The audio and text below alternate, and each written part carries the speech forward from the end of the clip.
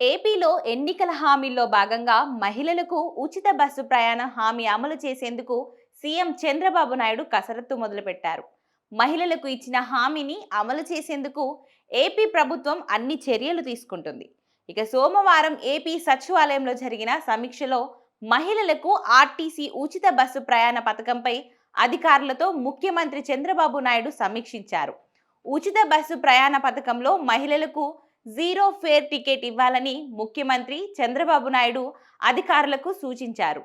ఇక ఎక్కడ నుంచి ఎక్కడ వరకు ప్రయాణం చేస్తున్నారు, ఉచిత ప్రయాణంతో ఎంత మేర వారికి డబ్బులు ఆదా అయ్యాయి, 100% ప్రభుత్వం ఇస్తున్న రాయితీ వంటి వివరాలు ఆ టికెట్లో పొందుపరచాలని అధికారులకు సూచించారు చంద్రబాబు నాయుడు.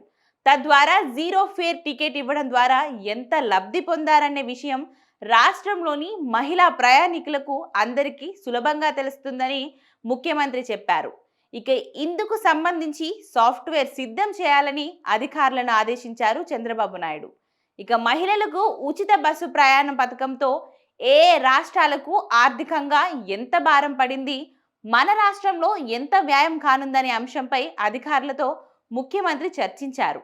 ఇక ఎట్టి పరిస్థితుల్లోనూ ఈ పథకాన్ని ఆగస్టు 15 నుంచి సమర్థవంతంగా అమలు చేయాలని ఆదేశించారు. అదేవిధంగా మహిళలకు ఉచిత బస్సు ప్రయాణ పథకం త్వరలో అమలు చేస్తున్నందున ఆర్టీసీకి భారం కాకుండా ఇతర ఆదాయ మార్గాలు పెంపొందించుకోవడం, నిర్వహణ వ్యయం తగ్గించుకోవడం ద్వారా సంస్థను లాభాల బాట పట్టించాలని అధికారులకు ముఖ్యమంత్రి సూచించారు. లాభాల ఆర్జనకు ఎలాంటి మార్గాలున్నా, ఎటువంటి విధానాలు తీసుకురావాలి అనే దానిపై ఒక కార్యాచరణ రూపొందించాలన్నారు. ఇక మరోవైపు రాష్ట్రంలో ఇకపై ఏసీ ఎలక్ట్రిక్ బస్సులు మాత్రమే కొనుగోలు చేయాలని అధికారులకు సీఎం చంద్రబాబు నాయుడు నిర్దేశించారు.